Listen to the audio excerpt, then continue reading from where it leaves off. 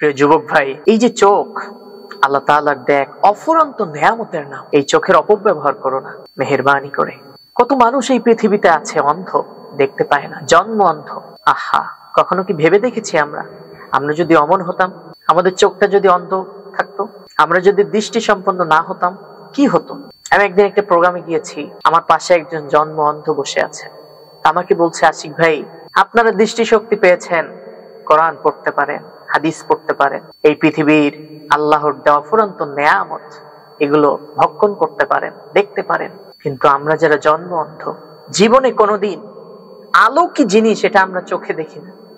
সামান্য কারেন্ট চলে গেলে আমরা অধৈর্য হয়ে যাই যে তাড়াতাড়ি বিদ্যুৎ আসে না কেন, অন্ধকারে থাকতে পারি না। অথচ যারা অন্ধ তাদের পুরো জীবনটাই হচ্ছে আলোহীন।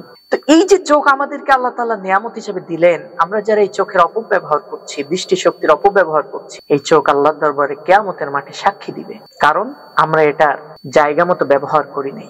কোরআন জানিয়েছে, শাহিদা আলাইহিম সামউহুম ওয়া আবসারুহুম ওয়া জুলুদুহুম বিমা কানু ইয়াকসিবুন।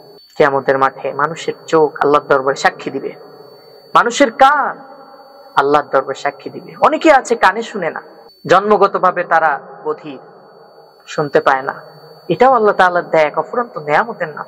এই দৃষ্টি শক্তিকে আল্লাহর দেখানো পথে ব্যয় করতে হবে। রাতের অন্ধকারে তুমি চার দেওয়ালের মধ্যে ঘুমিয়ে আছো, শুয়ে আছো, মোবাইলে, স্ক্রিন টাচ মোবাইলে কি টাচ করছো, কি দেখতেছো, কেউ না দেখলে একজন দেখছে, কিন্তু তিনি তোমার রব আল্লাহ সুবহানাহু ওয়া তাআলা।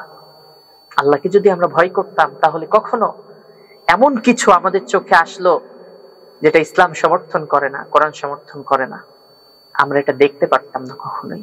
কারণ আমাদের মনে একজনের ভয় আছে, তিনি হচ্ছেন আল্লাহ সুবহানাহু ওয়া তাআলা। এই জন্য আমরা যখনই এমন কিছু দেখব যেটা ইসলাম সমর্থন করে না, অশ্লীল ভিডিও বা যাই হোক না কেন, যেটা ইসলাম দেখতে নিষেধ করেছে, আমরা তখন একমাত্র আল্লাহকে ভয় করব। অনেকেই বলে আমাদের কাছে পরামর্শ চাই, আশিক ভাই, যে আমরা পাপ থেকে বাঁচতে পারি না। আপনি আপনার মোবাইলে যে ওয়ালপেপার আছে সেখানে লিখে রাখেন যে আল্লাহ তাআলা আমাদেরকে সব সময় দেখছেন, তিনি আমাদেরকে সর্বদা তার অগোচরে আমরা যেতে পারি না, আল্লাহ তাআলা আমাদেরকে সর্বদা দেখে শুনে রাখছেন। এটা আমাদেরকে মাথার ভিতরে সব সময় রাখতে হবে। আপনি যদি এই দৃষ্টি শক্তিকে অসৎ পন্থায় ব্যয় করেন, বা যেদিকে আল্লাহ তাআলা বলেন নাই সেই দিকে যদি আপনি আপনার এই দৃষ্টিকে দেন, তাহলে কিয়ামতের মাঠে আল্লাহর দরবারে সেদিন আপনার মুখ থেকে আপনি কোনো কথা বলতে পারবেন না। এই চোখ আল্লাহর দরবারে সেদিন সাক্ষী দিবে। কোরআন জানিয়েছে, কুল্লিল মুমিনিনা ইয়াগুদ্দু মিন আবসারিহিম ওয়া ইয়াহফাযু ফুরুজাহুম। প্রিয় যুবক ভাই, সানগ্লাস চোখে দিয়ে রাস্তা দিয়ে হাঁটছো, কোন দিকে তাকাচ্ছো, কেউ দেখছে না, এটা ভাবতেছো? আল্লাহ কিন্তু তোমাকে দেখছে। আর এই যে চোখ দিয়ে তুমি কোন দিকে তাকাচ্ছ, কোন বেগানা নারীর দিকে তাকাচ্ছ কিনা, আল্লাহ কিন্তু তোমাকে দেখছেন, এটা খেয়াল রাখতে হবে। আল্লাহ দেখছেন তোমাকে। আর এই ভয়টা যদি তোমার অন্তরে থাকে, তাহলে তুমি কখনোই ওই দিকে তাকাতে পারবে না।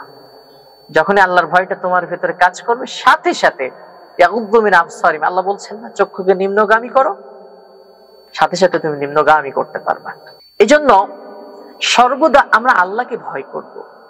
এই সেন্স আমাদের মধ্যে কাজ করতে হবে যে আমরা যাই করি না কেন, কিয়ামতের মাঠে এটা রেকর্ড হয়ে যাচ্ছে আল্লাহর কাছে, এটা কিন্তু প্রকাশ পাবে।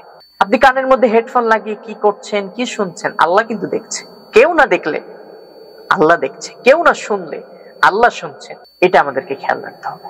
সুতরাং আমি সকলকে অনুরোধ করবো, আসুন আমরা আল্লাহকে ভয় করি। যে কোনো কাজ করার আগে সর্বদাই এই চিন্তা করি, আমি ফোন দেখছি রাতের আধারে, ঘরের ভেতরে এমন কিছু আমি দেখছি, আমার চোখের সামনে আসছে, যে আমার সমাজ, আমার রাষ্ট্র, যাই হোক না কেন, কেউ তারা বুঝতে পারবে না। তখন আপনার মনে একটা ভয় কাজ করতে হবে, আল্লাহ আমাকে দেখছেন। তাহলে আপনি ওই খারাপ বিষয়টা দেখতে পারবেন না। খারাপ সিনটার সঙ্গে সঙ্গে আপনার সামনে আসার সাথে সাথে আপনি ওটাকে ইগনোর করবেন।